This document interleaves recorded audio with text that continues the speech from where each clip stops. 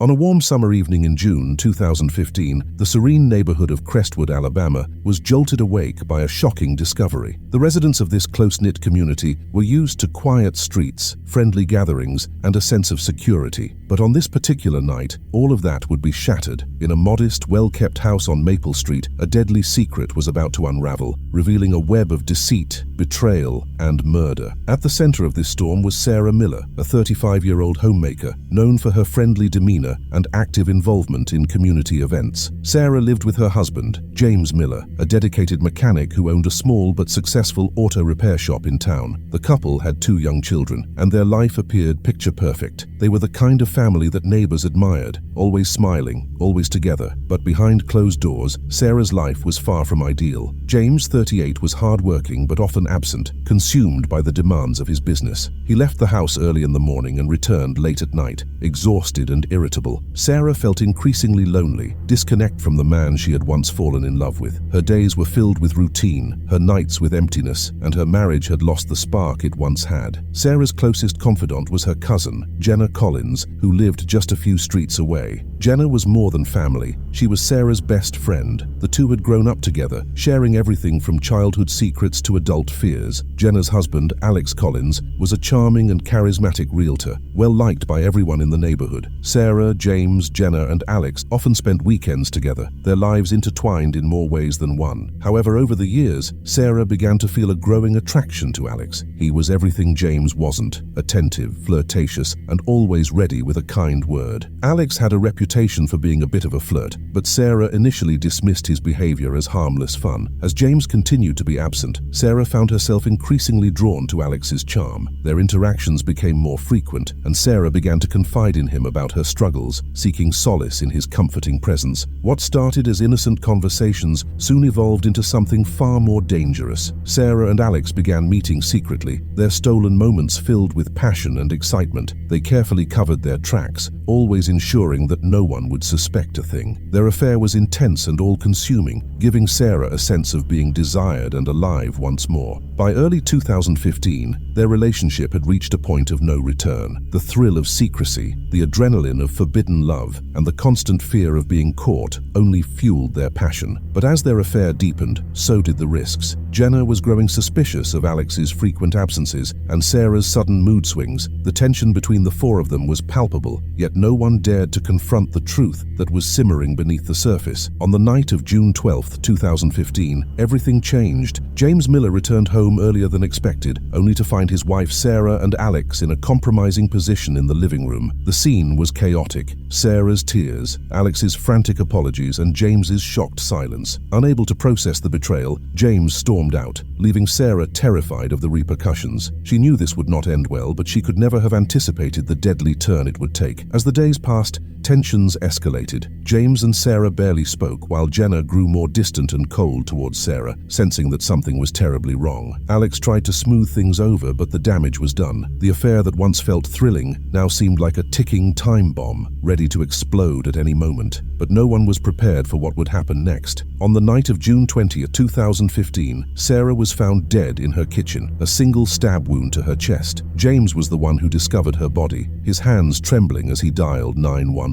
The peaceful community of Crestwood was about to be rocked by a scandal that would leave everyone questioning how well they truly knew their neighbors. Detective Marcus Hayes was the lead investigator assigned to Sarah Miller's murder. Known for his sharp instincts and methodical approach, Hayes was determined to unravel the truth behind Sarah's death. As he arrived at the Miller home on the morning of June 21, 2015, he immediately sensed that this was no ordinary case. The scene was gruesome yet oddly intimate, a sign of a crime fueled by personal emotions rather than random violence. Hayes started with James, who was visibly distraught, his eyes swollen from tears and sleepless nights. James recounted the events of the previous night, describing how he had returned home from a late shift at the garage, only to find Sarah lifeless on the kitchen floor. Hayes noted James's shock and grief, but he also saw something else, a simmering anger just beneath the surface. When asked about their relationship, James admitted things had been strained since he discovered Sarah's affair with Alex Collins, his voice laden laced with bitterness. The detective's next step was to question Alex and Jenna Collins. They were interviewed at their home, where Jenna sat with her arms crossed, barely able to look at her husband. Alex, on the other hand, appeared composed but visibly shaken. He insisted that his affair with Sarah had ended weeks before her death and that he hadn't seen her since. Jenna, though angry, corroborated this, noting that Alex had been home with her the night of the murder. As the investigation progressed, Hayes delved deeper into Sarah's last days. He spoke with neighbors, friends, and anyone who might have insights into her state of mind. One neighbor mentioned seeing Alex's car near the Miller house on the day of the murder, contradicting his claim that he had no contact with Sarah recently. This revelation raised red flags for Hayes, who suspected that the affair had not ended as cleanly as Alex claimed. Adding to the complexity, surveillance footage from a gas station near the Miller residence placed Alex's car in the vicinity around the estimated time of Sarah's death. Confronted with this evidence, Alex's calm facade began to crack.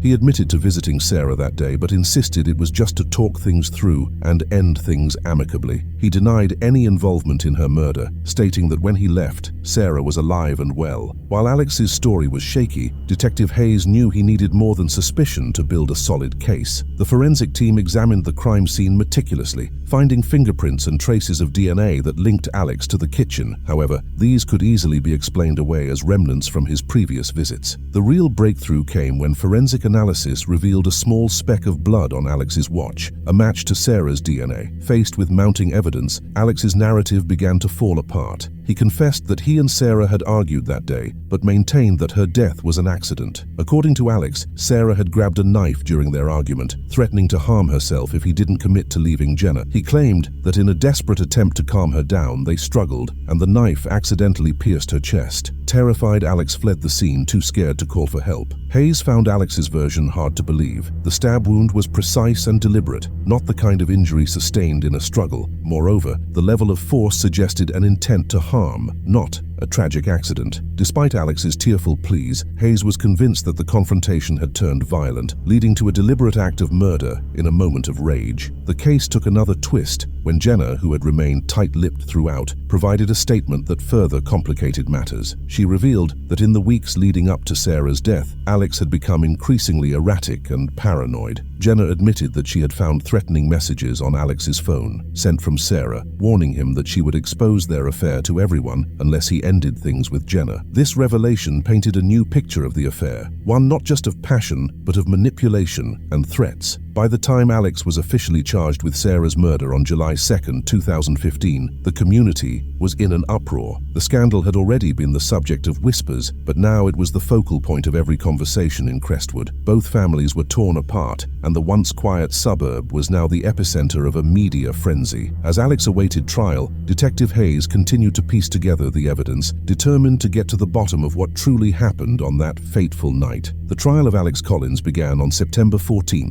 2015, drawing the attention of the entire state of Alabama. The courtroom was packed with reporters, curious onlookers, and the devastated families caught in the middle of the scandal. For weeks, the media had been buzzing about the affair that had spiraled into murder, and now all eyes were on the courtroom as the truth of Sarah Miller's final moments was laid bare. The prosecution, led by District Attorney Linda Maxwell, painted Alex Collins as a man driven by lust and desperation. They argued that Alex had been unable to handle the pressure of his double life, and when faced with Sarah's demands and threats, chose murder as his only way out. Maxwell methodically presented the evidence, the surveillance footage, the forensic, and the damning blood speck on Alex's watch, which linked him directly to the crime scene. Maxwell called several witnesses to the stand, including Detective Marcus Hayes, who outlined the investigation and the inconsistencies in Alex's story. The most emotional testimony came from James Miller, who described the painful discovery of his wife's body and the betrayal he felt upon learning about her affair. His voice broke as he recounted the last moments he had with Sarah, painting a heartbreaking picture of a man shattered by loss. Jenna Collins's testimony was equally gut-wrenching. She spoke of her deep trust in Alex and the shock she felt when she learned about his affair with Sarah. Jenna detailed how their marriage had crumbled under the weight of Alex's lies and deceit, and how she had found herself trapped in a nightmare that no one could have anticipated. Her eyes, filled with pain, reflected the toll that Alex's actions had taken on everyone involved. Throughout the trial, Alex's Alex's defense attorney, Mark Reynolds, tried to cast doubt on the prosecution's narrative. Reynolds argued that while Alex had made poor decisions, there was no concrete proof that he had intentionally killed Sarah. He suggested that the evidence was circumstantial and that someone else could have been responsible, possibly James, driven by anger and betrayal. The defense claimed that the prosecution's case was built on emotion rather than undeniable facts. Alex took the stand in his own defense, a risky move that could either win over the jury or seal his fate. He recounted his version of events, sticking to his story that Sarah's death had been a tragic accident during a heated argument. Tears streamed down his face as he described his regret and fear, portraying himself as a man who had made mistakes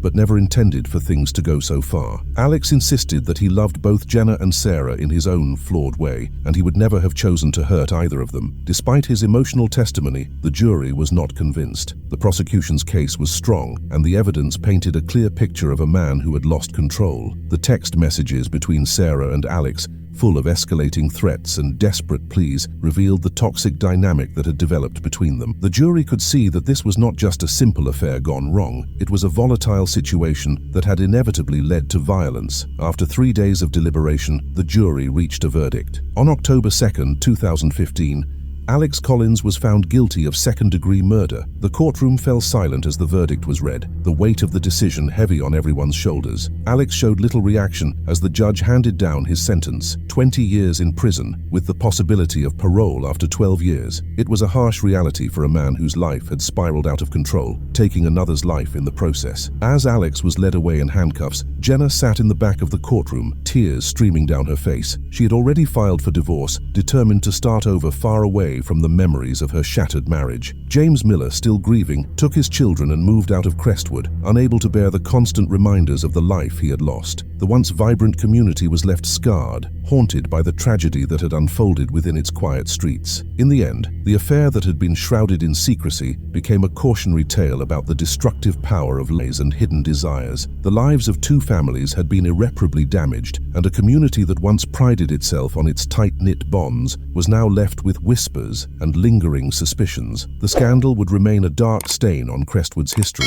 a reminder that even the most seemingly perfect lives can hide dangerous secrets.